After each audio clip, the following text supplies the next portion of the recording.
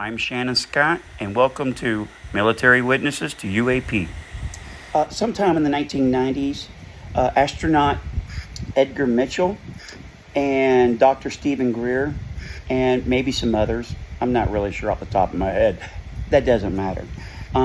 They went and they asked for an audience to give them some information about what they know or what they think they know is going on, and they came across an individual by the name of Admiral Wilson. Admiral Wilson, whatever his title was, is Joint Chief of Staff of Intelligence, this, that, and the other.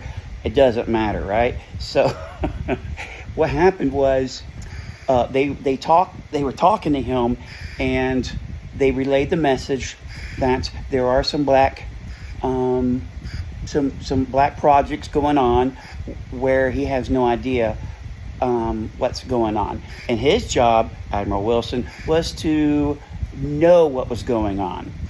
But they kind of, under the table, didn't let him know what was going on. Admiral Wilson did his research and found out there were some black projects going on, and these people need to be compliant and let him know what's going on, because that's his job to know what's going on, right? Called them up, had a conversation with these folks at some aerospace, for instance, it could be Lockheed Martin, but it may be another one. And he flew out and he talked to these folks, and they wouldn't brief him. They wouldn't read him into the project that we're doing. However, he was able to ask him some questions, and they gave him some answers. They do reverse engineering.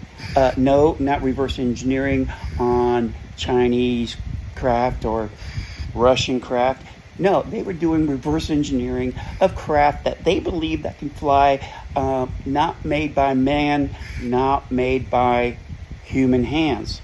He was shown the bigot list, and he says, well, you need to comply. They said, up yours. And he went and he complained to his superiors, and they told him to hush or you'll be losing some stars. And he hushed, right? So, for whatever reason, Dr. Eric Davis was able to get Admiral Wilson to give him some information. He wrote down the notes about what I just said. The notes were given to NIDS, National Institute of Discovery Science, to all those personnel.